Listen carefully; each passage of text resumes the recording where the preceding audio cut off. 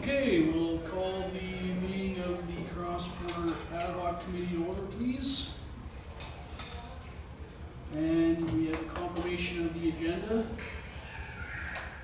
That the Cross-Border Ad Hoc Committee hereby confirms the agenda for January 16th, 2020 Cross-Border Ad Hoc Committee meeting as amended to include the draft cross-border agreement and the presentation. Reed Bailey moves that. Do I have a seconder? Mayor Heffer seconds. All those in favor? Carried. Is there any declaration of pecuniary interest? None noted. So we have the minutes from the previous meeting. The committee member that wants to adopt those meetings as presented. Councilor Van Henderson, Deputy Mayor Zinn. Get that all out. Any questions or concerns about those minutes? All those in favor? Carried. Okay, I will. We're going to now pass it on to CAO Clerk Trevor Howell and CAO Dwayne Evans of North Huron to present the agreement.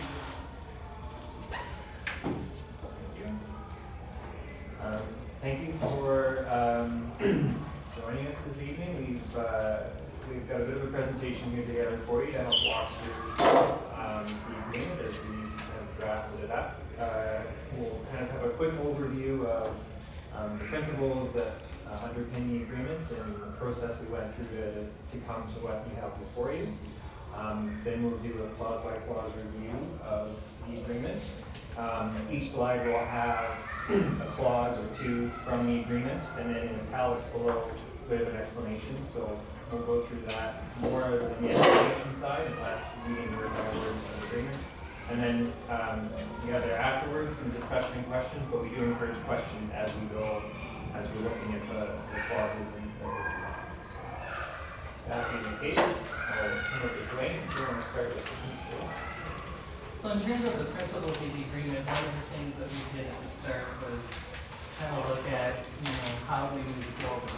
And so we developed these principles. So the first principle is that North Huron is seeking fair compensation for service land in Morris Turnberry. That capacity allocated properties in Morris Turnberry is not available for use or reallocation by North Huron. That as users of the system, Morris Turnberry residents connected to the system have financial responsibilities for the maintenance, repair, and upgrade to the system. And then the system should be financially self-sustaining and user-paid system. And that's something that we talked about back at our September meeting in terms of user pay. So in terms of moving on, that Morris Turnberry North Huron need to collect funds for the maintenance, repair, and upgrade to the system from their respective users of the system.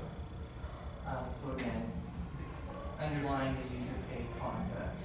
That North Huron's priority commitment is to North Huron users. That Morris Turnberry North Huron wish to promote and facilitate development. And we want to do that in a timely and a cost-effective manner. And more specifically in terms of removing barriers to development and provide some stability. That's one thing that both Trevor and I have heard in terms of developers coming to the area and not knowing, for example, whether they're hooked up, not hooked up, and what the process is. So trying to establish the process as well as give some stability to our development community. We also are striving for a longer term agreement. We propose 10 years. It could be longer, it could be shorter in terms of the agreement itself. Basically we've also tried to set it up that with minimal revisions. So as we go through it, there's some things can change without changing the agreement.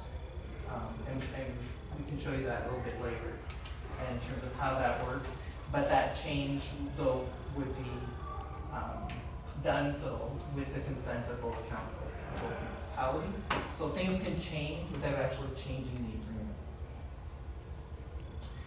That Morris Turnberry, North Huron, may not have the same level of interest in a capital improvement, and we'll talk a little bit about that later, but Trevor and I have had some discussions regarding the site that crosses the river. Morris Turnberry, again, one of the principles, one of the things Trevor brought forward was Morris Turnberry is not open or willing to discuss tax sharing. So we kind of moved off of that and started to look at how we could move forward. The fair compensation for the provision of water and sanitary sewer services should be achieved through this agreement alone. So essentially, this goes back to, we were tasked to look at the cross-border agreement. We have tried to incorporate some other agreements into this agreement that deal with water, but in terms of other services that they're outside, they'd be outside this agreement, and we can talk a little bit about that later. Other servicing related agreements we incorporate to the extent possible to streamline and simplify matters, and that the committee directed ourselves to meet and develop a draft agreement for the committee's consideration. So those are kind of some starting points. So in terms of the development process, how we came to be where we are, the draft agreement was developed by ourselves. We had approximately 6 meetings, or did 6 meetings. The discussions were amicable and began with as the CAO was first developing the principles for the agreement, which we've already covered. There were some differences of opinion, but we were able to, through conversation, and we both went back and did some additional research, and we were able to resolve a vast majority of the differences, and we come to what we believe to be a situation that we're hoping is favorable to both municipalities, both councils. And the opinion of the CAO is the draft agreement being presented supports the principles that we established. The draft agreement is being presented here tonight to get your feedback. And it's also, I think, important to note that we developed it on the basis that Morris Turnberry would become a bundled user of North Huron's water and sanitary sewer system. And it's also important to note that the agreement itself has simply been an exchange of back and forth between Trevor and myself. It has not been vetted through legal counsel.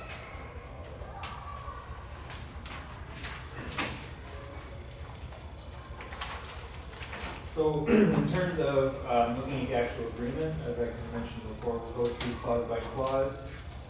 We won't focus on reading the technical language too much. We've provided in italics a summary of essentially what that clause or clauses achieve. Questions along the way, as I said, are encouraged, or if you want to say anything, you can do that as well. So we have set it up into 7 different sections, one of which is a schedule at the end with some rates. So we'll go through those in order. So you also have a copy of this slide deck in front of you, and you do have the actual agreement in front of you if you prefer to follow on and make notes on that as you go.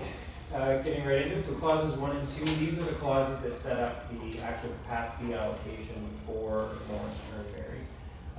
In the previous agreement, this was set out in a list of property. In the spirit of using, setting Morris Turnberry up as a bundled user, it would be a single number set up here. We can look later about how that would be distributed in Morris Turnberry, that will come up. But this would set out how much capacity for both water and sanitary sewer would be allocated to Morris Turnberry. Clause 2 just clarifies that any fire suppression requirements are not included in that. So hydrants are dealt with separately elsewhere in the Act. A building with a sprinkler system, likely they would also have capacity for their regular use, but the amount for that sprinkler system wouldn't be included in that capacity because it would be hopefully never used or rarely, if at all. 3 and 4 just establishes that Morris Turnberry has the authority to authorize connections. So this is part of the streamlining piece where somebody on other agreement would have to come to Morris Turnberry, then we would submit the request to an North Huron Council for consideration and approval, and so that process really caused a lot of delays for anyone who wanted to develop or connect. So this provides Morris Turnberry with the ability to authorize a connection as long as there is sufficient capacity in that allocation that's already, as long as there's room basically in our allocation that we already have under clause 1. And we do keep, obviously, North Huron up to date on those connections. And this is the clause here, number 4, that sets out that we are, Morris Turnberry can allocate that capacity as we see fit. So of our users, we will keep a list, like the one that was in the old agreement, listing who has how much and where and all that. But that will be part of the agreement, but it will be shared with North Huron for information purposes. So in terms of clauses 5 and 6, these establish that North Huron is not required to provide water and sanitary services or other municipal services to Morris Turnberry properties outside of the agreement. And that North Huron continues to be the legal owner and the operator of the water and the sanitary service system.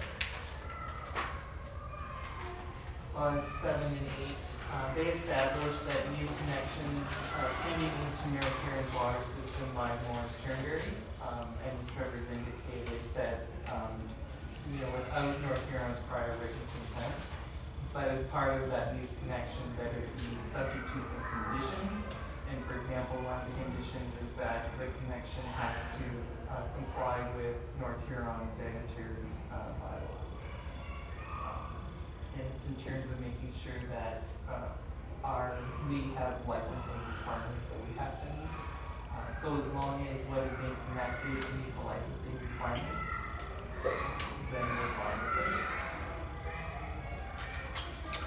Clause 9 grants North Huron the authority to enter onto public lands in Morris Turnberry to complete any necessary repairs and establishes how the cost will be allocated.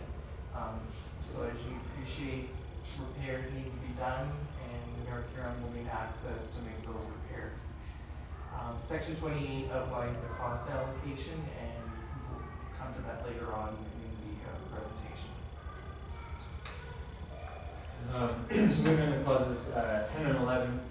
10 establishes that Morris Turnberry can request additional infrastructure to be installed, so extensions on and within its borders, but that it would be at Morris Turnberry's cost, and the installation and the actual physical work would be completed by North Huron. So that would be something that Morris Turnberry would request of North Huron as the owner and operator of the system.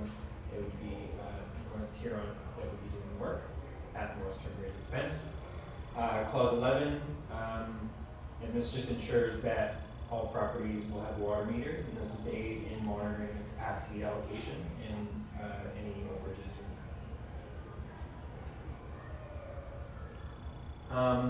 Clause 12 gives North Huron the right to conduct leak detection, and it lays out a process to resolve any disagreements regarding the findings of that or the undertaking of it initially. So allows them to go to an qualified engineer to settle those disputes.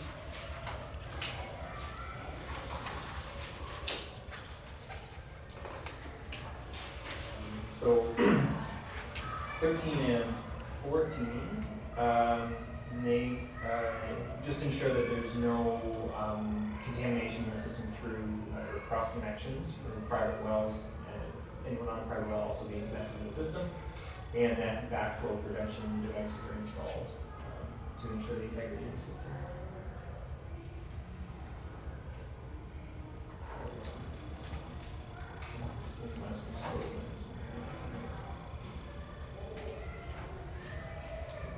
So 15 through 18, I don't mean to gloss over them quickly, but they're essentially the same as 7 to 10, where they refer to water. These are the same clauses referring to sanitary sewer. So they have the same, actually the exact same wording, with the exception of those words. So we won't spend much time on that. Clause 19, as Trevor indicated, also ensures integrity of the system, the sanitary system. similar to the provision we have protecting the integrity of the water system, thereby prohibiting the entry of surface water or other drainage into the sanitary system. Clause 20 looks scary, but it's actually not. Basically, this clause recognizes that there is a private agreement with McGowan Nursing Homes and enshrines in the agreement that regular service fees will be collected by Morris Turnberry under this agreement, and that repairs or replacement would be carried out under the terms of the existing agreement that is signed by McGowan Nursing Homes. So really, we're maintaining what currently exists through this provision. The only clarification, Morris Turnberry will continue to collect the fees that have been collected with respect to this particular user, and for all intents and purposes, constitute part of the agreement. Clause 21, similar to clause 20, recognizes there, as you will recall or know, there's an existing boundary adjustment agreement for the Willis Farm. And similar to McGowan Nursing Home, this clause recognizes that there is an existing provision in that agreement, signed between the two municipalities, North Huron and Morris Turnberry, regarding services to portions of the former Willis property, and it's a portion of those lands that are in Morris Turnberry. And in that agreement, it states that North Huron agrees to service those lands. And Morris Turnberry, or a third party, for example, a developer, would pay for the extension of the services. So again, trying to incorporate existing agreements within this agreement to the extent that we can, to the extent possible. Clauses 22 and 23. Clause 22 recognizes that North Huron has sole discretion to set and charge water and sanitary rates for all users. So we recently, North Huron went through, we've established new water rates, for example. We went through an exercise, did a study, etc. Council has passed new water rates, so whatever water rates North Huron establishes would then, that would be entirely at North Huron's discretion, and those water rates would be charged to the users on the Morris Turnberry process. In terms of clause 23, clause 23 divides costs for water meters.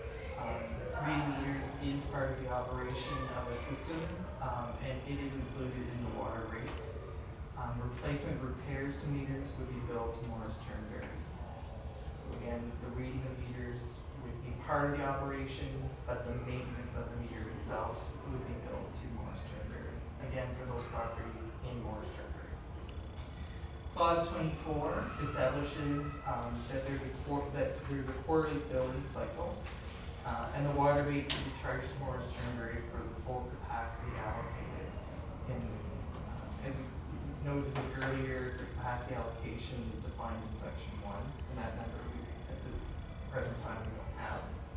The water rate charge will be equal to the metered rate for all users of the North Huron water and sanitary sewer system. There would be no additional base fee or reserve amount charged by North Huron, and Morris Turnberry would essentially become a bundle of users of North Huron water and sanitary sewer system. So essentially, in terms of Morris Turnberry, we would assume responsibility for the infrastructure and would collect the necessary funds from their users to pay for the infrastructure that you would be assuming responsibility for, or assuming financial responsibility for. So clause 25 establishes a penalty if Morris Turnberry exceeds the allocated capacity.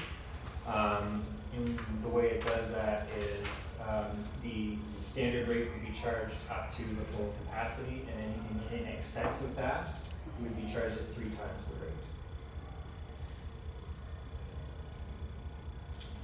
26 and 27. So for 26, this provides for Morris Turnberry to collect from its residents any amounts of fees needed to satisfy the terms of the agreement. And 27 requires Morris Turnberry to establish and manage a reserve for repairs and replacement of that infrastructure that is within its boundaries. So this is where the authority would come from to make sure that there's money on hand for those repairs that the earlier clause lets North Huron come on the Morris Turnberry Peninsula too. And that would be charged for users. 28, 29, and 30.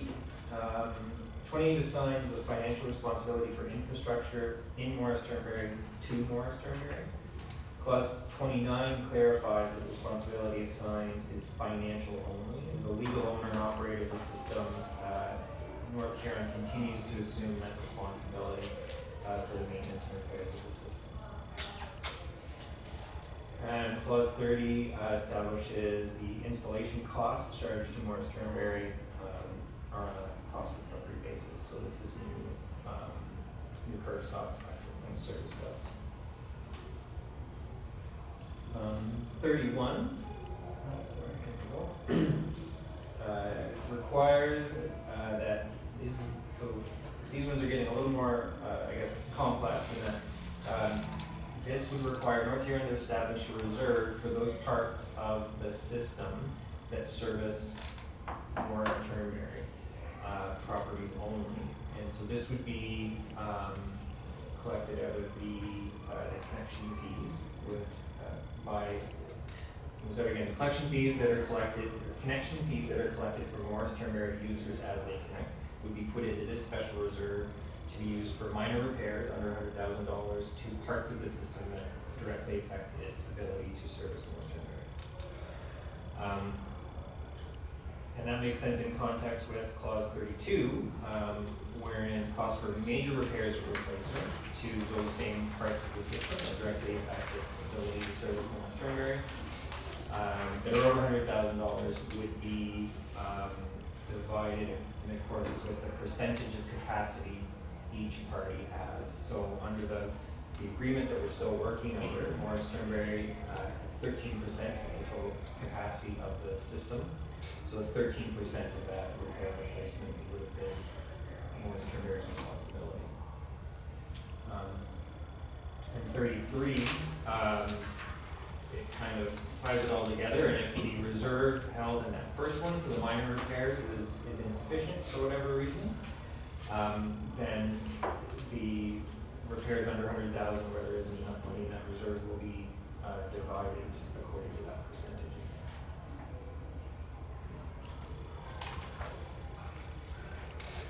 So clause 34 addresses infrastructure that borders and services both near Huron and Morris Turnberry. So one that Trevor and I discussed was Arthur Street.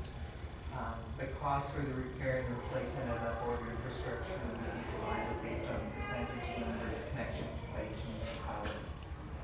So if you have 10 and 6 are North Huron and 4 are Morris Turnberry, it could be 60-40 split. It could be 50-50 split, it could be 70-30 split, depending on how many users from the two respective municipalities are connected onto that piece of infrastructure. Clause 35 speaks to the replacement of existing infrastructure that again services both municipalities. The cost of the direct replacement is shared in accordance with the agreement. The clause also addresses a situation where one party wants to upgrade the replacement infrastructure. So this is a situation, the one that comes to mind again for me is the siphon.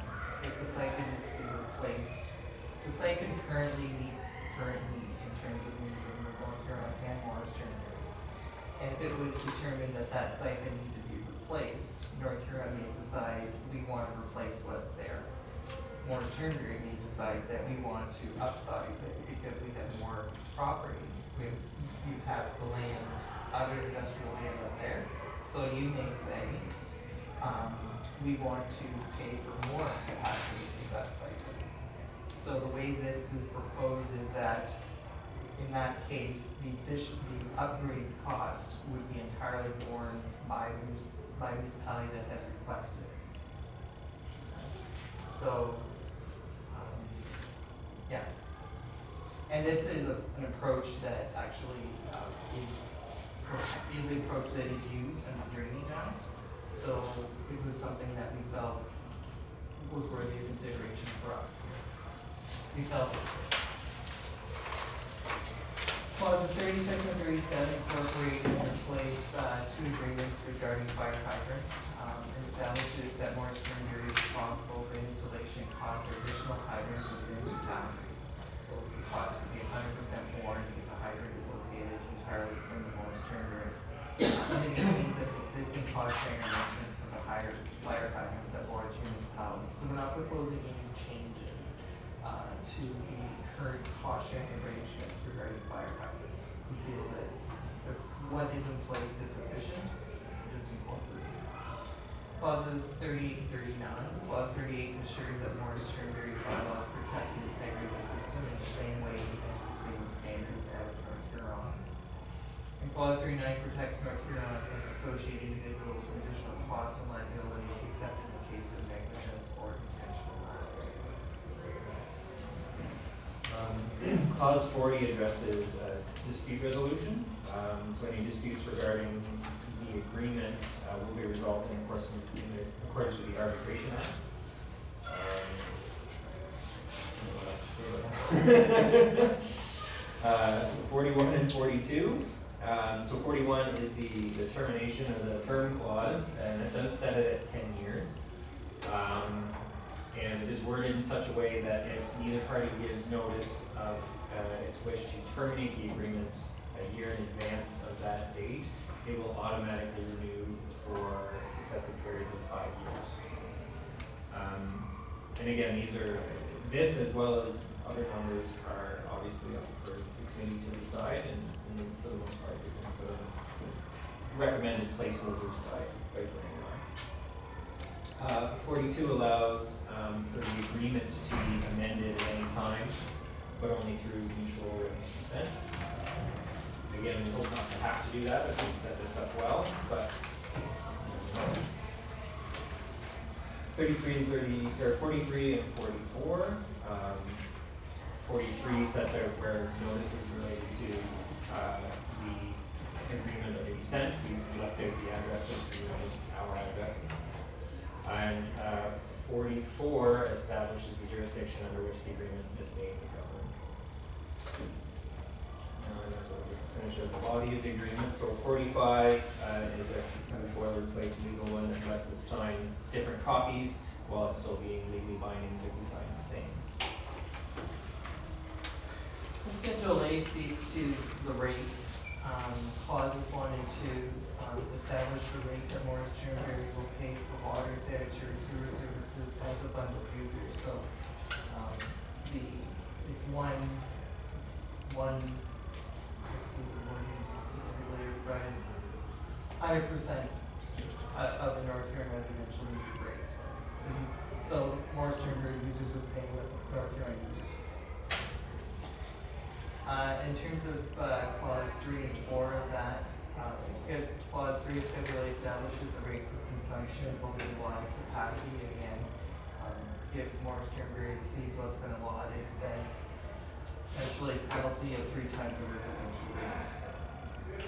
And in terms of section 4, it provides an exemption for excessive consumption if the excess has been caused by a fire or the activation of a fire suppression sprinklers. So there's what the exemption clause goes in there. Clause 5 of Schedule A establishes the connection fees that are described in section 31 for the water. Clause 6 of Schedule A establishes the connection fee described in section 31 for the sewer. Straightforward. Clauses 7 and 8. Section 7 of Schedule A establishes that installation charges will be borne by the end user and shall be the actual cost of work, so the cost recovered. And Section 8 of Schedule A provides direction on fees that are not addressed in the agreement. So if there's fees that are not specifically addressed in the agreement, the default will be back to the fees and charges that North Huron established in their fees and charges bylaw. So that's a run through of the agreement in terms of clause by clause. I guess I'll turn it back over to the chair and how you want to proceed. Okay, we'll start off with some discussion. Is there any questions from members of the Morris Turnberry Committee as it relates to the agreement?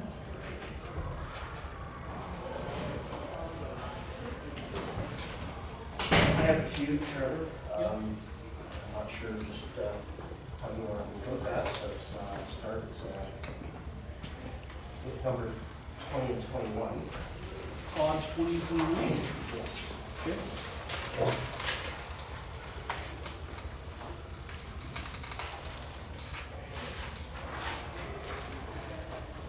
Just for clarification purposes, is my Yep. question. This is dealing with the McGowan Nursing Home and their own private agreement, and as well as 21, the private agreement with what we call the Willis Farm. Just wanted clarification. Morris Turnberry, as I read this, is responsible for the billing, and that makes perfect sense to me. Just want to make sure that whatever capacities are signed in those private agreements are not part of the capacity that's considered for Morris Turnberry's total capacity usage. Those are both private agreements, and so Morris Turnberry certainly understands the logistics of looking at our responsibilities and looking after the finances regarding those, but just want clarification, and those capacities and those private agreements are not going to be part of the total capacities assigned. So Dwayne, Trevor, was there a discussion about were those capacities included when the 30 discussions, those discussions had, or? I don't know if we explicitly covered it. In terms of the McGowan one, there's a capacity assigned to it in terms of 25 equivalent homes. And it's currently in the existing cross-border agreement, so the thought was that we would just maintain what currently exists. But If I could, I think Mayor Harper's question is that maybe it shouldn't have been in the existing agreement because there was a private agreement for that. And because under this agreement, we're switching to a model where any major capital projects would be divided up by a percentage of capacity. correct, no, but it says that McGowan is responsible for that. That's true, but if his 25 is in our total number, that's going to affect our percentage of the rest of the system, if that makes sense. And that was something that I hadn't spent a lot of time with that agreement. I don't think we had when we looked at it, so. So that's, I guess, where it happened. So, Gene, if I could just ask through the chair. You're not, do you want to stay with individual then? Like you're saying that you would prefer individual. So we came to you with, this is a group lot, this is clean, this is efficient. Nobody's talked about how many, your volume yet, you haven't mentioned anything about how much volume. If we start piecemealing, we're going right back to the way we were before. Is that what you're suggesting? You just soon go and say, this land has so much, and the Foundry has so much, and Jack has so much, and Sharon has so much, and that's it? No, Bailey, the concern I have is that we're going to be setting up a capacity and be paying by capacity. These are two private agreements that have already taken place, and I don't think it's appropriate to have those as part of the state agreement and the capacities that we separate. But for us to look after the invoicing, that's not an issue, but these are already agreements that have taken place in the past. Everything else will be under the capacity of the term. But these two, I think, very specifically have their own agreements. This was a private agreement that was entered into a number of years ago, and the second one, number 21, was about 10 years ago, if I recall correctly. So I just want to be sure that we don't confuse, and when those are already private agreements that have taken place, I think we need to do them as such. So if I could just. May I ask Sorry, something? hold on, sorry. Is there any capacity allocated to the plus 21 or not? There's nothing allocated to that, is there, specifically? To the To the Willis Farm? Willis Farms? No, so Trevor? why can we It- do something?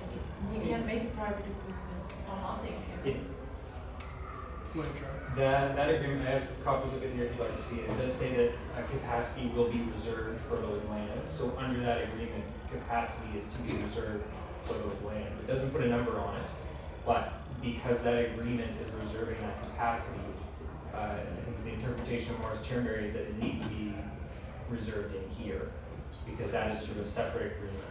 The extension of those services and the reservation of that capacity is established in there, whatever it may be.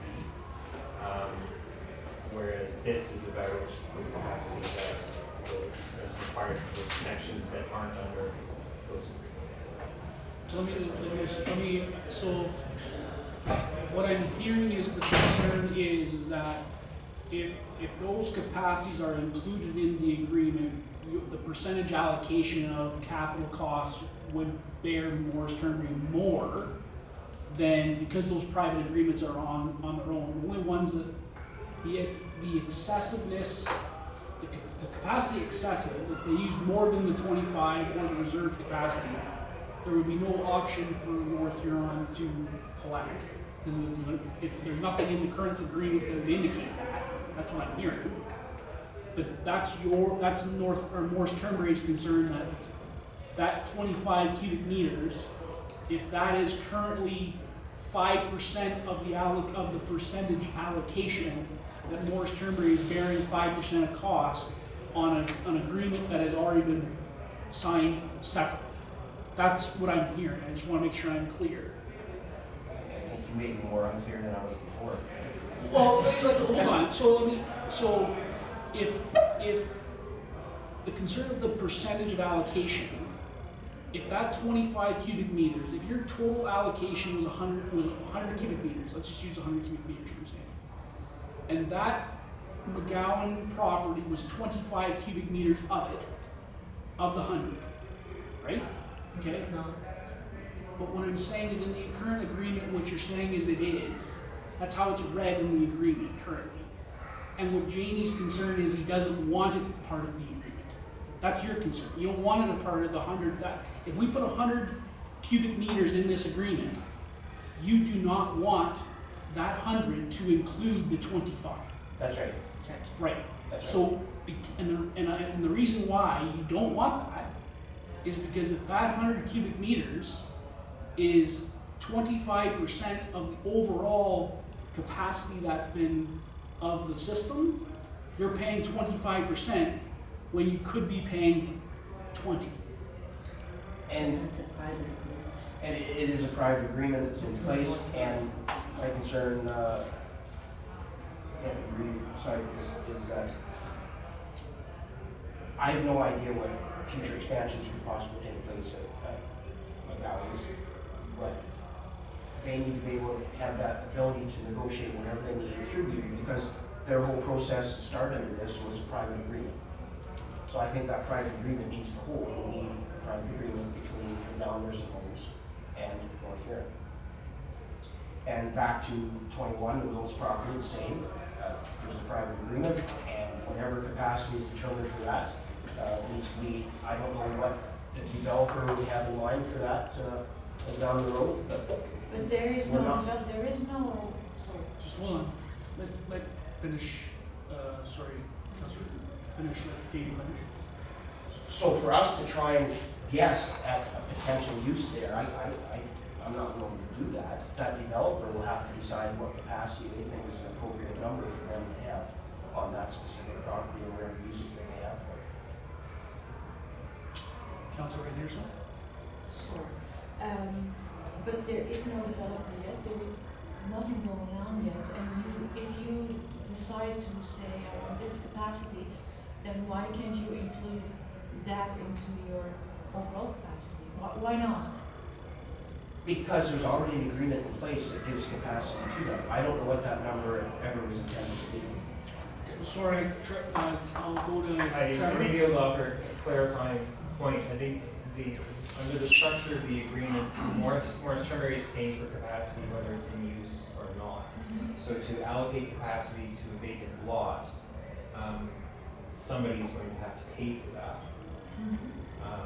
So reserving enough capacity under this agreement for a development that has not yet happened and we don't know what it's going to be, is going to be a rather large expense borne by somebody.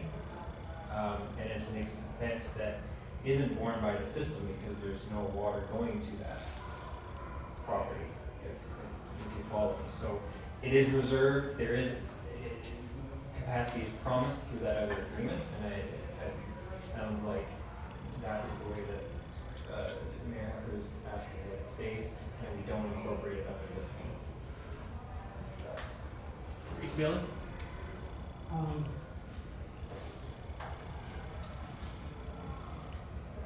We can do one or two things.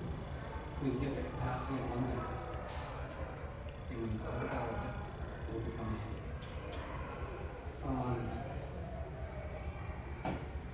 Right now, you guys have a capacity, right, I don't know what the capacity is right now, but you're getting free. Right? It's X amount of meters right now. Specified to certain locations where no matter where it is. We're simply suggesting, and I thought we were going down the path that you know you're gonna develop the industrial land, what capacity are you gonna put on that? So, are you gonna put nothing on that one? You're suggesting that you know there's a development coming to the Willis property, you don't wanna pay for it. It's a separate one, but taking that same idea and saying, are you gonna come to us and say for 15, 20 years, we've given you 1,000 liters capacity free. Now that you have to pay for it, you only want to pay for 10, you're just going to pay for what you're using. That's what you're using. I believe that's what you asked. You asked us to come up with an agreement that gave capacity-based assumptions there. I thought that's what we were working towards.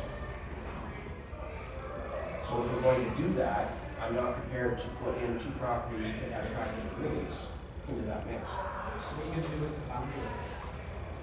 Sorry, through the chair. So what capacity are you going to give the foundry to try to start out here? We're going to have discussions with all the landowners that are involved in this to find out what they think their usages and percentages should be. I don't have a number. I don't have a number. It's not a desktop exercise. This is a fairly in-depth, this is quite a change for what people have had in the past. You can't just assign a number and think people will be happy with it. They need to be involved in the process to come up and tell us what they think is the appropriate number for their problem.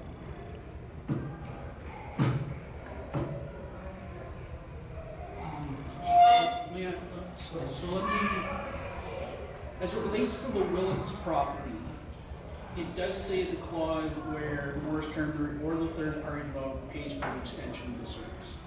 So, because there's no extension out to it currently, there's no capacity out. Currently there's a reserve, whatever the reserve is, it could be 1 cubic meter, it could be 100. So the agreement currently says we're going to reserve an amount. When or if a development comes, there will be another development agreement that states, here's your capacity and here's what this is. I'm wondering, my question is that if part of this clause of this agreement that we buried into this cannot necessarily be on Morris Turnbury's perspective, but on potentially the developer. So a developer comes in and wants to develop that land. You developer tell us what capacity you need. You now are reserved that capacity and here's what you have to pay for it. And whether you pay Morris Turnbury and then Morris Turnbury pays us, I personally, I'm only speaking as myself now, I don't know the difference, but then the developer is bearing the brunt of making that charge, because he's saying he wants 25 cubic meters. Well, now you've got to pay 25 cubic meters a year, or a month, whatever the one works out to, at the rate, and you are established that to Morris Turnbury, and Morris Turnbury turns around and sends it to us, because that's what part of this agreement is. So that agreement, in essence, is its own private agreement, currently, with that developer, But the development, when that comes in, they're gonna have to make another agreement that tells us what kind of capacity they want. So that would be the discussion with the developer and says, here's the price. You want 25 cubic meters per month? Well, here's the price to have it. And you decide whether that's what you want or not. I'm not considering McGowan because it's already an existing, that's a different discussion that I think warrants some more conversation between CAOs and us. But the Willits property to me is an existing agreement only in the sense where it's saying we were gonna keep a reserved amount. There's no amount given, right? So it's not, wouldn't be considered into the capacity of the numbers that you're asking for in this agreement. It would be completely separate and borne by the developer when it's developed. That's my question. I don't know. Does that sound fair in the sense that we haven't allocated any of that? It's not an allocation in the allocation today because we haven't allocated any money to it. Can't know how much you need, if you don't know. But that's what I'm saying. Morris Turnberry can't pay for something they don't know. North Huron hasn't allocated any of it to it right now anyways because there's no pipes going there. So we, in essence, haven't lost anything in my mind. Correct me if I'm wrong, Dwayne or Barry. So why wouldn't that cost be bared on the developer when they want to develop it? You know the rates. We're telling you the rates are. Here you go. And because that property's in Morris Turnberry, when that reserve is allocated, it could be a private agreement where the developer pays North Huron directly. Or it could be part of this agreement where it just goes through Morris Turnberry and comes back through us. I don't care, that's the operational side of it, but then Morris Turnberry doesn't have to worry about bearing the cost of this and the allocation at this point because there's no allocation to bear. And we wait till that allocation actually comes. Because that's what I'm hearing from, Van Hitterson, Councilor Van Hitterson, and that's what I'm hearing from Jamie. Well, I don't want to bear this one. And do we really know so we don't really know. But again, at the end of the day, I think everybody thinks the developer should bear the brunt of that. They're developing it. They're gonna make some money out of this deal. Reed Bailey? Thank you. Dwayne, how much capacity have we set aside for Morris Turnberry now? Do we have that handy? 690.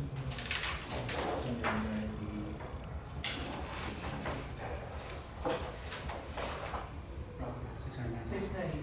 693.5 for water and 264 for septic. So, Mayor Hafner, you're looking at, you've had 600, so our problem is we're gonna build a water tower. So you've had 694 allocated for you. What are you suggesting that comes in at now? Like, are you saying you're just not willing to pay for the let me put it a different way. Are you saying you're not willing to pay for the 694 that you've been allocated all along?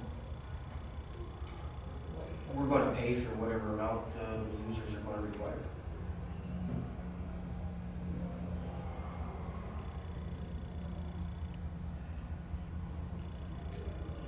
So at this point, we don't know what's,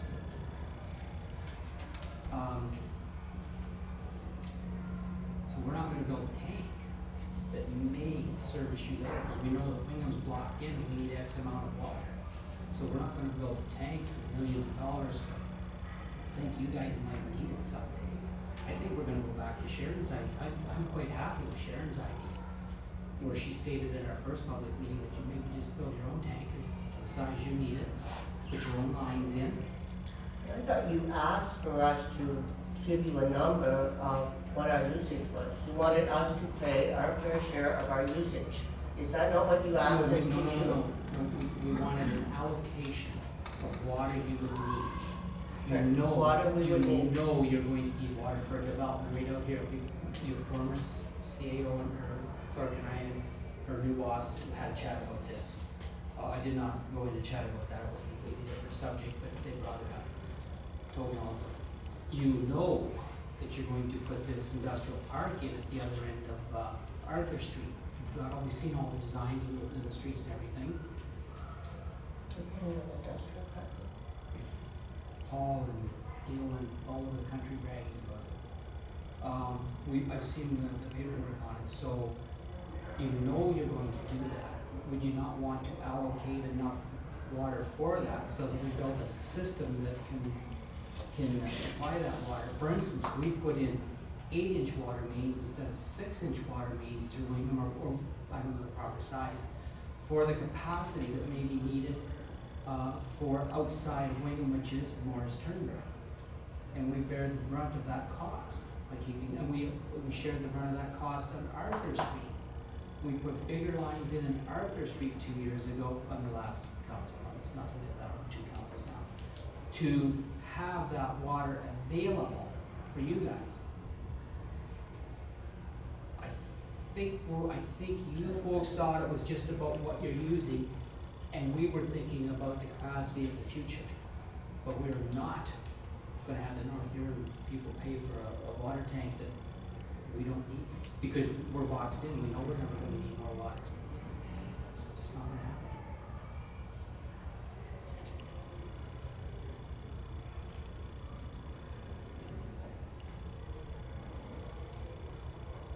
Trevor?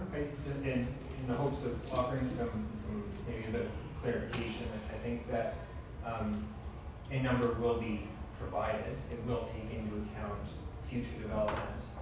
I think that the focus being put on the Willis Farm right now is only because it is set aside in its own agreement.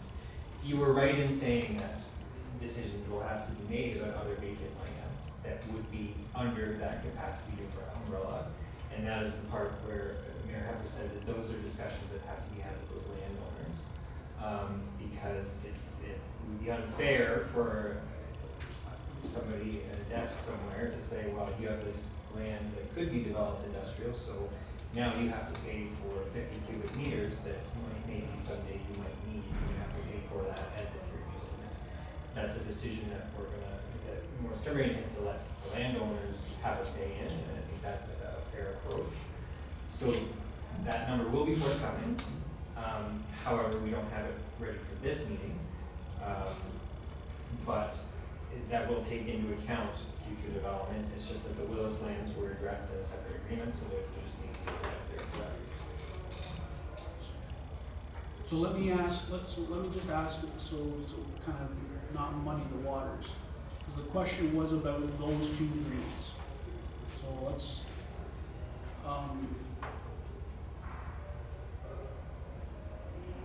is it so what I'm hearing is, from North Huron's perspective, is there issues with those 2 agreements being separated? Like being that those allocations are not considered part of the overall capacity? Well, I'm honestly not interested in even going there right now, because I was led to believe, and I'm sure my team was led to believe, that we were looking at the capacity you're using now and the capacity you would need. We're trying to make a 10-year agreement here, and what I'm hearing is, if we need a cup of water tomorrow, we'll have a meeting and ask for another cup of water. I'm suggesting very strongly that we have to put a new tank in. And North Huron is not going to pay for a tank that might, as you said, be needed for Morris Turnberry down the road. Because we understand Wingham is not expanding, you surround us. So we don't need a tank bigger and even as big as we have now. So we're not gonna spend $8 million on a tank that costs us $4 million and satisfy our capacity that we have now. Going back to what Sharon had suggested, is that Morris, and I would have just honestly got, guys, just from a business point of view, after Sharon said that, I would have presumed you guys were already looking at building your own tank. That was quite a statement to make at the first meeting. So I kind of thought you were thinking about, and of course, if you build your own tank, you have to have your own lagoon, and you have to have all your lines, and you have to have your sanitary, $50 million. I'm way taken back here, to be honest with you folks, about what just happened. I think we have to establish how many, what your capacity is. We want to sell you capacity on a vault, and I think we'll take a second look at this another day. And this is not going to drag on 6 more months. We have people that would like to hook up, but we're not hooking up yet. On a gentleman's agreement, we are keeping everybody hooked up. We are very kind people. But we're not gonna build a water tank or a sewer system or a sanitary sewer system for capacity that people don't wanna help us pay for. Or you might need in 5 years, so I totally understand your side, cause I'm saying the same thing.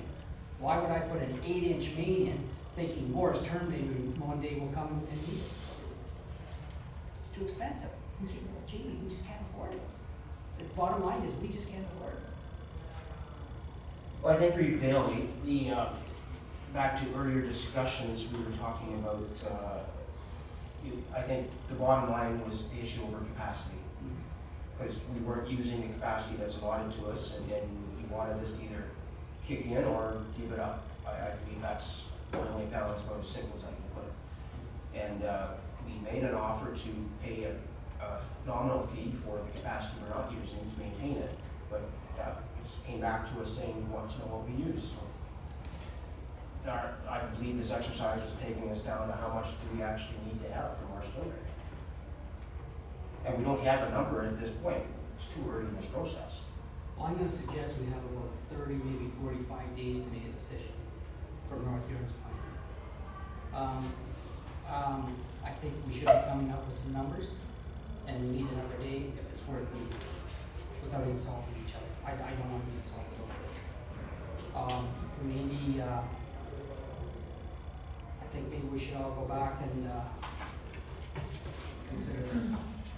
And then I'll go through the rest of it, and then we worry about this allocation, make sure that's other agreement, then we come up together on this allocation, and we can go ahead with it, like, let's go through this thing. I think Boulder's CEOs will spend a lot of time on this, and maybe this allocation is something that we sorted out or something, but make sure that we understand the rest of the agreement. Like, I think, like, as far as going home now, it's just a waste of time. I think we've got to calm down, look at it seriously, go through this agreement, make sure that everything else is okay, and then we worry about the allocation. So right up front, I'm fine with the entire, from my personal point, I'm fine with the entire thing, except I would like to see a 20-year deal.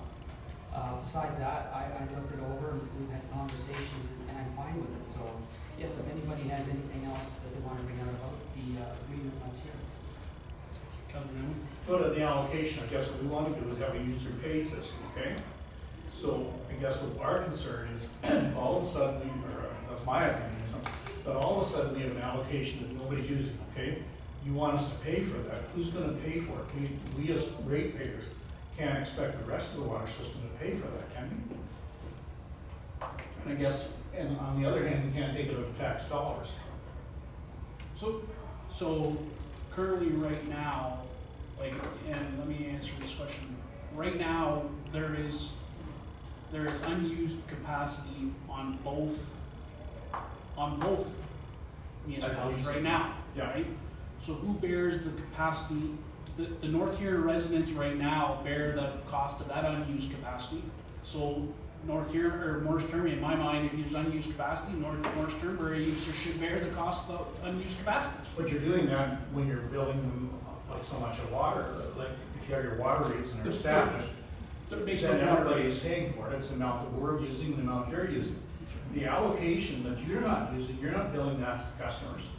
It's included in the water rates. Well, then it should be included, then that would be the same as our water rates, except we're not taking that allocation. I guess what we're concerned is if all of a sudden you're gonna bill us for so many meters, okay, and we haven't used them, why should we pay for them if we haven't used them? So, sorry, let me just ask the question, because maybe I misspoke there. The assumption that is the operation of the water system is going to incorporate the operation of the water system. So what you can generate of water in that system is what you need, because obviously if somebody turns on the tap, Yeah, they need the water. yeah. But what we can actually produce in water, my guess is a lot more than what we're actually using. Yeah. Because we have, because you have the standpipe that sits there that has all that water in it now. What we just found out from BM Ross, we can only use about 6 feet of it. That's all you can use of it. The rest of it's just for pressure. So, like, there's lots of things that come into this that, you know, as a capacity discussion, I think ultimately, I think I'm hearing what I'm hearing, and I hope the CAO's hearing, is some clarity as to how unused capacity on both sides is going to be equitably shared or equitably costed, so that we can understand and justify it to ratepayers that say, when you get a bill, you're paying, in that rate, there's an assumption of unused capacity potentially that is gonna be bear, because the system has to bear it, because you still have the operational cost whether you're producing that water or not. So, sorry, go ahead. How are you doing that now, though? The stuff that isn't used, you're billing to your water users? Well, that's the question. I think we need clarity from Public Works, is that, and maybe even BM Ross when they did the water rates, and how that unused capacity is proportionally discussed in the water rate. Maybe it's not. There was not a discussion at our water rates meeting about unused.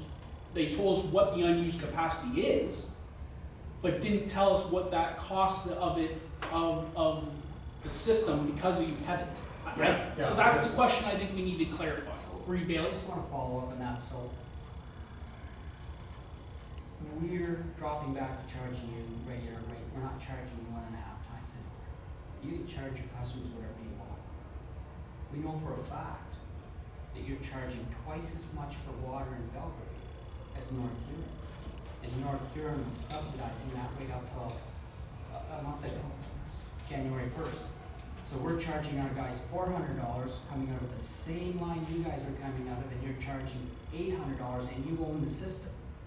And we subsidize it. We just said to the ratepayers out there, we can't subsidize this anymore, you'll have to pay the full amount. So that's $800. We're not subsidizing. And it's the same, it's the same rate. We're charging you the same rate that we're charging our home ratepayers now. You guys can charge 1.5, you could actually double the amount of cost that we are charging you on your ratepayers, because you're doing it in Belgrade. So for you to have unified water costs amongst Morris Turnberry, you could justify it by saying, well, Belgrade's, or Belgrade's been paying this all along for years twice as much. So you have avenues you can look at if you would take a step back and look at that before.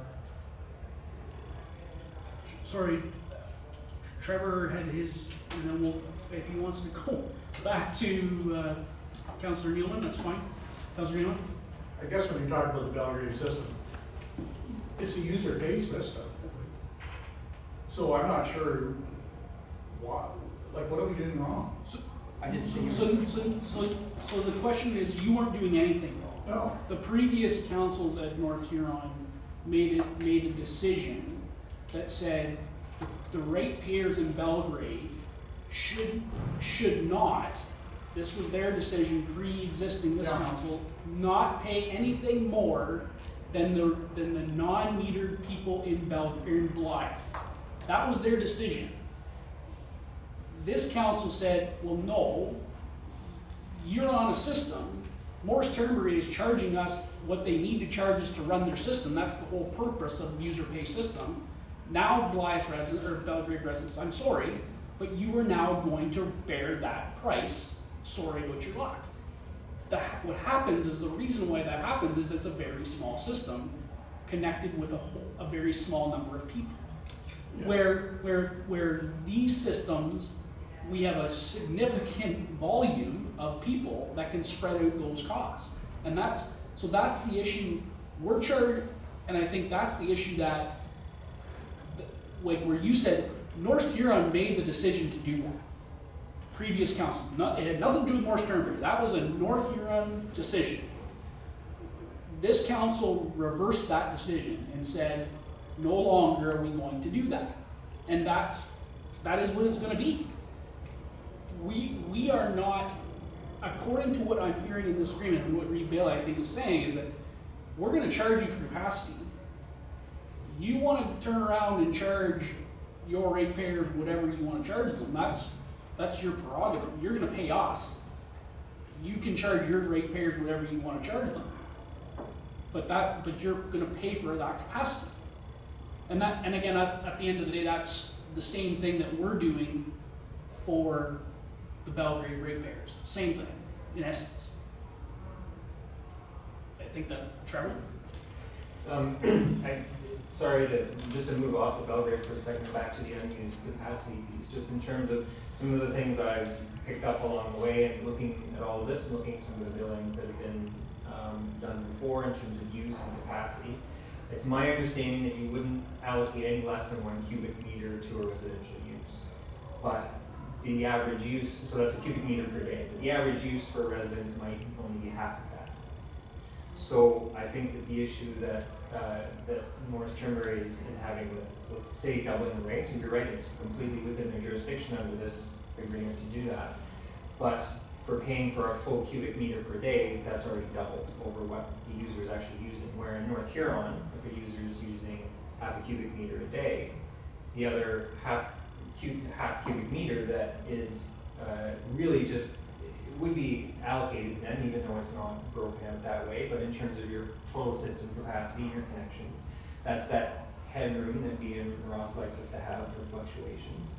That isn't being built out. So I think that is, just to clarify that piece of the unused capacity, I think that was what was meant by that, is that Morris Trimbury users would be paying for the full capacity whether they use it all or not, whereas North Huron users are only being charged for their use per the meter. And I think I want to make sure so in doing what you're doing, in the math discussion that you're going to be going through with your ratepayers in this conversation, is that capacity allocation, my assumption is you're not going to want to make it so minute, because if you go over, you're going to be paying 3 times the rate. So the capacity number that you're coming back to is going to be a number that you want to ensure is sufficient so that you're never charged the 3% or the 3 times the rate. That's what I'm hearing, or at least that's what I would read out of this agreement. Because why would anybody want to make sure that you're charged 3%, 300 times, 3 times the rate, right? So I'm just, Mayor Heffer. First of all, I'd just like to get an idea where that 3 times came from. It seems exorbitant. I can understand 1.5, but 3 was that just as a wake up for us to say you better make sure you grab enough capacity that you'll never go over, a scare tactic, or is this a realistic number you can tell me has some meaning? It seems pretty excessive. 300 times the rate. Chief Bailey? From my side of the table, until you have some numbers for us, I don't really think there's any reason to have any more discussion on anything about the agreement. And then I think that would be fair to all of us, that we could look at that volume and dollar amount and then move forward from there. Gene, having said that, we've been working on this since May. We have to make a decision on a tank. When do you think you can have these numbers for us? And I think it's about, and then Jamie, I want you to come back to me on your ideas, but I think right now, I think we're all getting off track, including myself. And I think we need to find out what volume we are talking about. Deputy Mayor Zen. What's the notice time that we have to give the public for a public meeting? I have to check it. It would be at least 20 days, if not more. So 20 days before we can even have that public meeting, and then the decisions and talk about after, so what's the time frame? We come back? What public meeting are we talking about? We're having a public meeting now, but what public meeting? No, we would be having a public meeting with our ratepayers to see what their thoughts are. Okay. It's only fair to Morris them. Turnberry, okay. Yeah. Yeah, I'm just So we caught need off a guard there, timeframe sure. on I'm like, that. did I miss something here? We have to give them so much notice for the meeting. So, can't see what 30 days is gonna work. 30 days? No, 30 days won't work. By the time we set it up and have discussions after. So let me just ask the question, because is there any, I know Jamie, you had asked a couple of questions about that, and it's kind of veered. So let me bring it back a little bit. Is there anything else in the agreement other than capacity? Let's stop capacity talk. Is there any other parts of the agreement that would cause concern, other than capacity? And we've heard the three times, so that's been documented.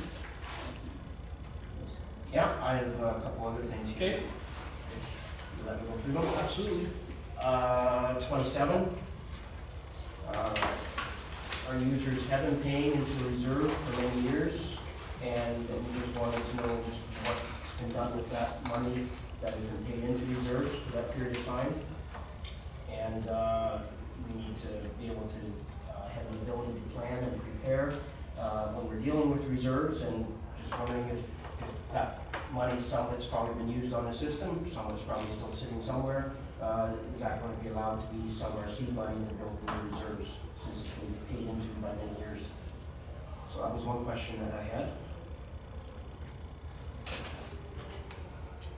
And another question I had was 31. Talks about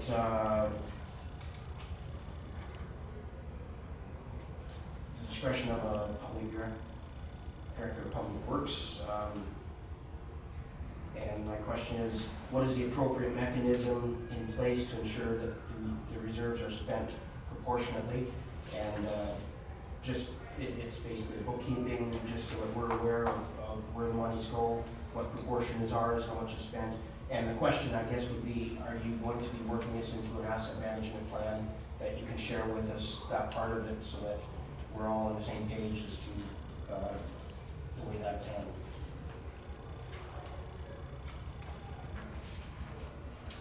I will, so those two questions, because they talk about reserves. Was there a discussion, Dwayne, and Trevor, as it relates to how the current reserve, because obviously Morris Turnberry is paying reserve amounts into North Huron currently, correct? Is that they put money into reserve amounts in our water and sewer reserve account today? Yes. Yeah. So currently, as part of the billing, when we bill it 1.5 times the water rate, and then the capital is built into that as well. It's built into the 1.5. No. In addition to, so there'd be, there's the meter charge, and then there is on top of that a reserve charge as well. And that capital that is built in is in terms of, we're 100% responsible for the entire system, including the portions outside our boundaries. So, Okay, so So your question, Jamie, is that money that the ratepayers of Morris Turnberry and you are putting into, is that going to be separated somehow, and you're gonna see what's there? yeah. That would be director of finance question, is my guess. yeah, and over the years, I mean, we've gone back and doing accounting in terms of what's gone in and then what's gone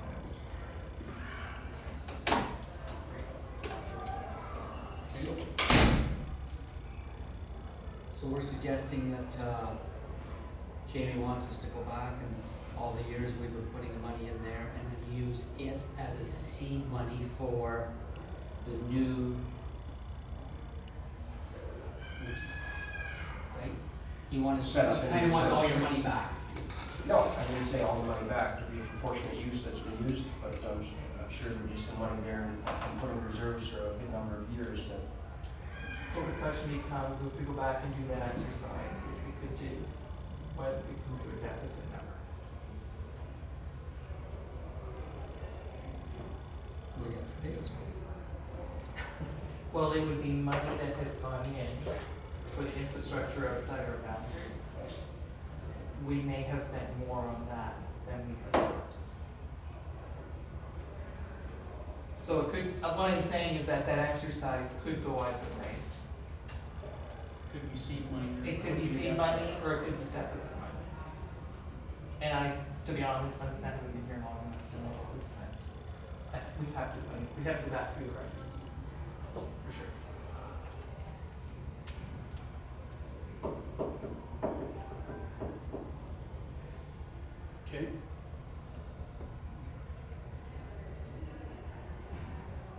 that something that Morristown Ray wishes to happen? Right now, we're in budget times. Everybody's busy with budgets. We can't, I don't know, just so you don't expect. Trevor? I would suggest a window or a time frame you put on that as well, not producing it, but I don't know if we look back to the beginning of time, but, you know, recent history, I don't know what that would be, but, I don't know that going back to the construction, from the construction of the system all in would be, like, that's an incredible amount of work on our engineering staff. And understanding that obviously a big ask, and probably not the appropriate ask, but I think the recognition was, we've been paying in, it'd be nice to have an idea of where that sits.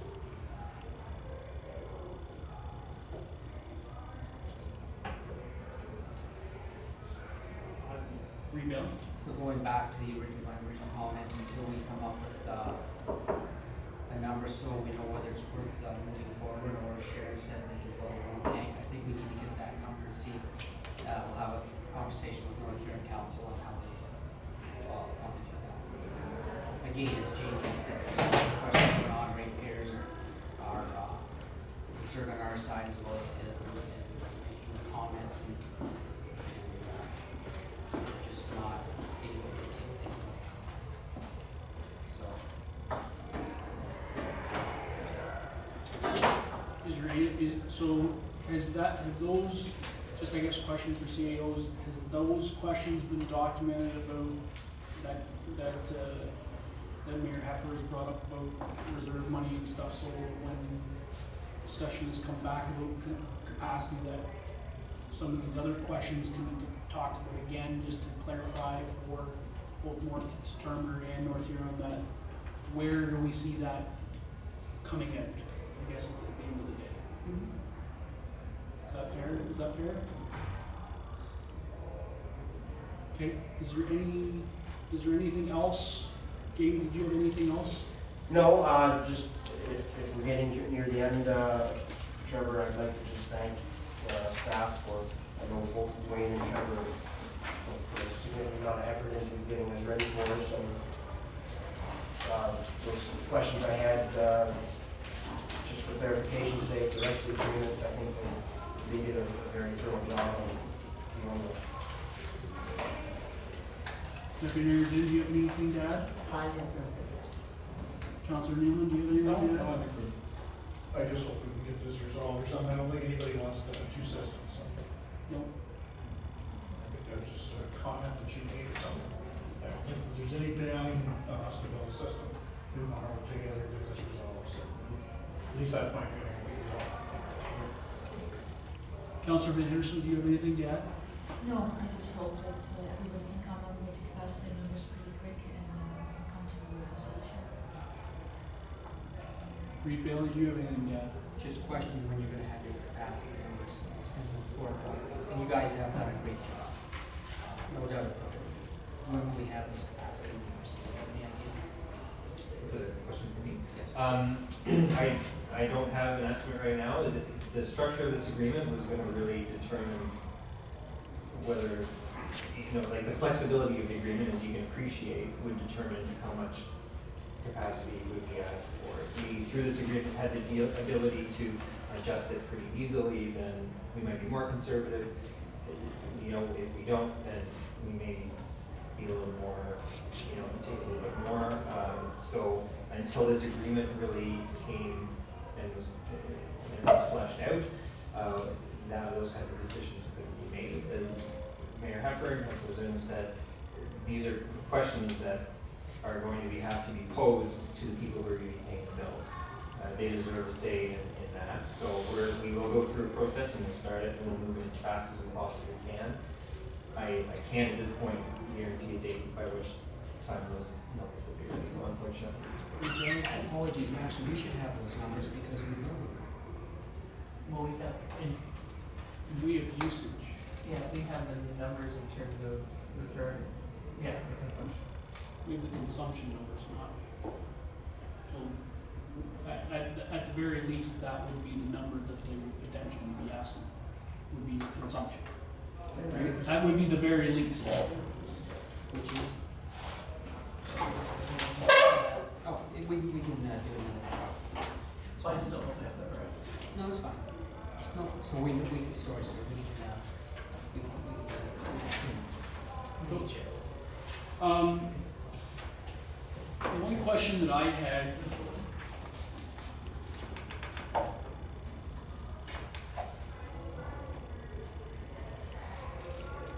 I'd just be curious of what we're holding for you as compared to what you're using.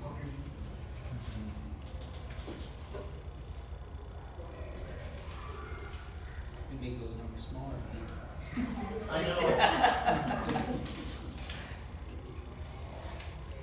I mean, I don't know. We'd have to look at this in more detail. Yeah. This is a spreadsheet that's been put together. There is a number here, but I think before we give the number, we should just make sure we understand That- for sure. There's a lot of formulas and calculations. Dwayne, when you get as old as me, you better make it 10 times. Yeah. the only question that I had was again, was with regards to the consumption, the excessive consumption. So, there's the exemption for fire suppression and that, and I absolutely completely agree with it. The question is that how is that documented? So for example, you know, billing is billing, and you're gonna take the number out as the number. And, you know, I know as a ratepayer or Morris Turner or anybody, I'm not sure that I would wanna get the bill and then say, hold on, how is that, I guess operationally, is there some documentation or some communication between fire and public works to ensure that when billing starts, that they've documented that there was a potential fire suppression or fire issue that they need to document, they need to understand. Because to me, I think that would cause a lot of operationally, a lot less headaches. One, from Morris Turnberry side, getting a bill that's 3 times the rate because we hooked up to a hydrant and, or whatever. And I just wanna make sure that that is somehow operationally talked about so that we can make sure that there's no issue with arbitration or all that crap that comes with extra billings. So you're saying that if there is a fire, how much should be subtracted? Well, yeah, I'm just saying, what is the communication and documentation that's being made to ensure what excessive consumption is? Because if you hook up to those fire suppressions and stuff, yeah, fire suppression or whatever is on the meter, so you're gonna know what the excess is.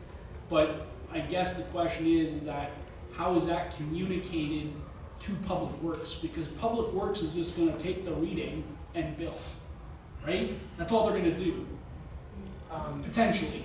Potentially, but in fairness, I mean, when we do, from a staff's perspective, when we do see spikes, I call them, Yep. then we do investigation to find out why we had the spike. And we had a recent incident with an individual, and the individual's home, the water bill was 3 or 4 times. And it turned out that the individual, through investigation, there was some sort of leakage within their basement. And they didn't know what, so that was identified through our billing cycle. Okay. And so, I mean, there is, and then again, when that was identified, Public Works, then our billing clerk then talked to our Public Works, and then they started investigating and talked to the homeowner. Because it was like, has the homeowner done something? Have they put in a pool? Have they done something The that empty pool. caused like, right? So, and our Public Works and Fire, do communicate on a regular basis. That was my only Yeah, comment, no, because I it's just valid. didn't wanna see It's that valid. become Yep. a discussion. Okay, Councilor, or One sorry, more Deputy thing Mayor. here, number 41, the agreement becomes effective January 1st. I don't think any agreement should become effective until it's signed. So I don't think that date's gonna work. Yeah, that was really pushing us, wasn't it? What is it, 27th Just so today? that we know that that's Well- It has to be signed to Yeah, come back. So it can be signed in effect, what it's saying is that there will be a retroactive adjustment. That's what that's saying. is I that know there will that's be a what it's retroactive. saying, but I don't think that's correct. Should be coming to effect the day that it's signed.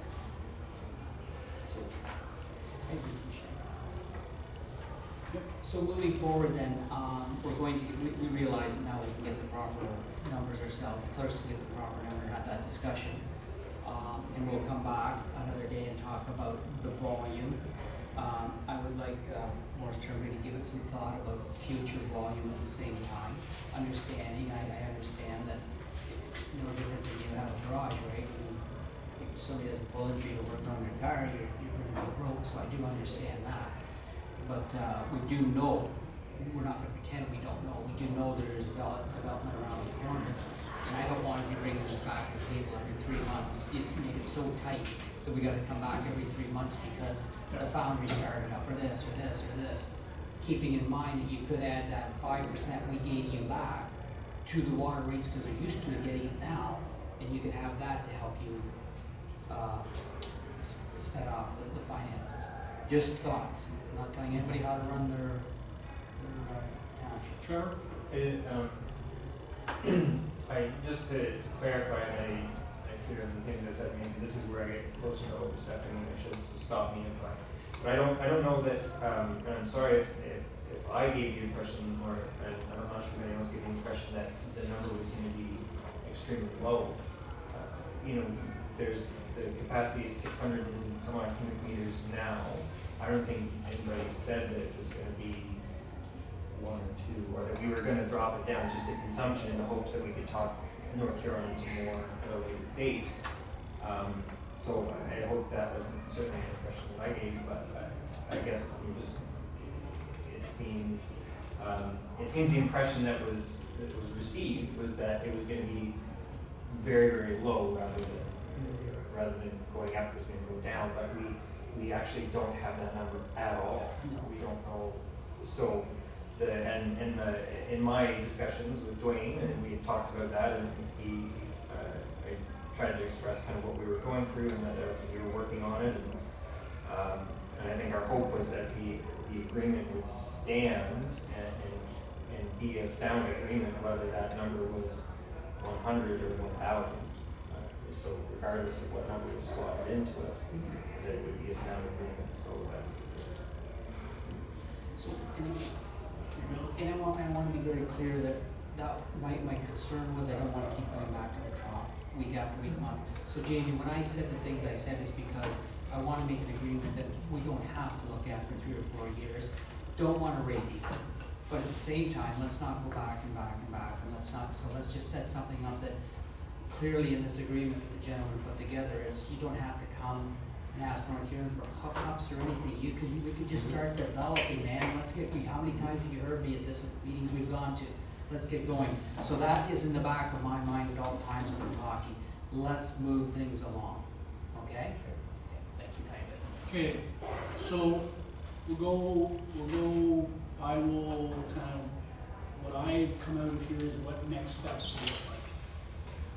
So leave here, Dwayne and Trevor so as it reads today, is this the agreement that they can continue to proceed as this committee will accept, barring some thoughts about some questions that Mayor Heffer had, some concerns about capacity that Reed Bailey's had and both sides, that we can come back again when those available, whether it be when those available numbers are available, and Trevor and Dwayne will keep the respective committee members apprised of when that is.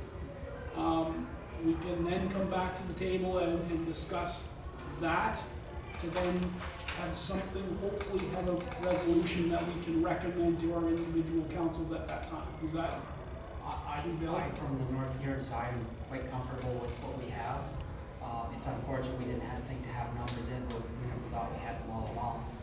Put the numbers in there, and yeah, I think it's a working paper. I think we can work something with it from our side.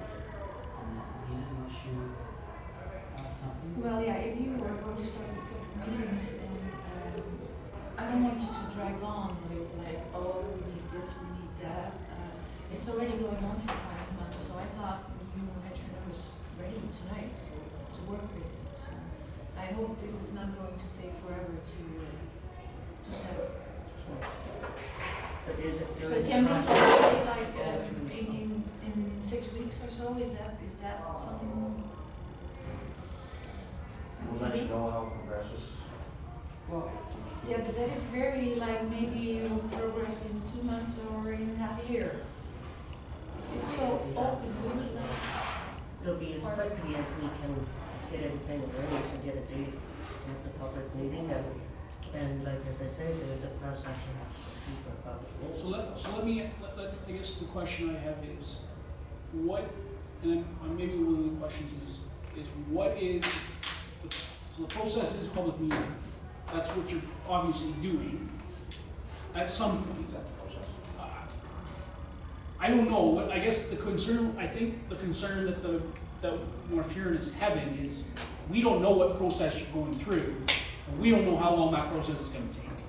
So, if we're getting asked questions from constituents or whatever, like, we're gonna wanna have a clear answer that says, we hope to have this ratified by something, and not open-ended. We don't know, because you're gonna have the same discussions with your ratepayers as well. So, everybody wants this thing to settle as fast as possible, we understand that. I think the concern we have is we don't know the process Morris Turnberry is going through to have that discussion and how long that discussion is gonna take. Well, when you have to advertise a public meeting, how long before? You gave 20 days. 20 days before, so it'll be 20 days till we can even set a date. so, just, I have your public meeting, but I'm not sure why, because we haven't agreed to even agree. I'm not sure why, what are you gonna go to public and say that we had a discussion, but we have no numbers, we've not come to a decision? What do you guys think? Trevor? So, Trevor, we need to have 2 weeks, you got the numbers. So that's, yeah, no, I understand, I can understand your question. It's, the public meeting wouldn't be, we're saying public meeting, but it wouldn't be public at large, it would be users of the system. So, the question we're, affected landowners, the question we're faced with is, these folks need to say in what they're going to be paying for and what they, maybe somebody's not connected to the water, but they know their well is gonna die out next year, so they're hoping that that's gonna be there. They're gonna be willing to pay. Maybe somebody's not connected to the water, but they just replaced the well last year, so they have no interest, they're good for another 20, 25 years. Yeah. So those are the kind of conversations that need to be had. So I think what we will look at is, we talked briefly about a public meeting, if that's the most efficient way to do it. I think if letters and phone calls are more efficient on an individual basis and we can get people's input quicker that way, we'll go that way. And I don't think, and I understand your concern as well, and that it's not that we're so pleased with the arrangement that it is that we're gonna drag our heels and hope that we can carry on with this for another few years. It's just that without knowing that which exact process is gonna get us the result we need the quickest, we can't say with certainty that it's gonna be 6 weeks, because maybe we need 7 weeks, or maybe we need 5 weeks. So we will, I think, work on it as fast as we can, and I think that when I go into the office tomorrow, this is what I'm going to get started on. It's just those conversations that need to be had, so. Rebuilding? So if I can just suggest, we have the numbers, so let's get the numbers into this so that we as this committee understand where we're starting from, because you clearly said that that's basically all you wanna pay for, and we basically said we need to pay for a little bit of future, or a lot of future, or you have these developments going on, and if we can't make an agreement, then they won't get hooked up, and you can put your own tank up, I'm happy with that. I'll help you out as much as I can. Having said that, let's get the numbers in, let's have a conversation and see if we're gonna move forward at all. You may not need to have a public meeting at this point, okay, about that. That would be, so what you're saying is that would be the minimum? Yes. That's what that's the implication? Yeah. Is because that would be the You consumption. may not have the meeting you guys are thinking about right now. Okay, so let's get the numbers in and let's sit down as ladies and gentlemen again and let's just see if we can move this along. Go ahead with your public meeting to set it up and everything. It has really nothing to do with North Huron. We just want to know if this is gonna be a working sheet or not. And if it's just not, if we don't wanna work together, we don't wanna work together. And again, I'm not raping anybody, but let's have a sensible conversation with proper numbers. So proper owners, as well as all the information and all the clarification questions and how they are related or interpreted in that agreement as requested by members of the committee. Yes, thank you. Okay? Okay, I'm looking at Dwayne and Trevor, do you have enough direction from this committee? Yeah. Okay? Okay, so we had the discussion, we had the next steps discussion, so if there is nothing further, no further business before the cross-border ad hoc committee, the meeting will be hereby adjourned at 7:37. Do I have a mover? Mayor Heffer, Lloyd Bailey seconded it. All in favor?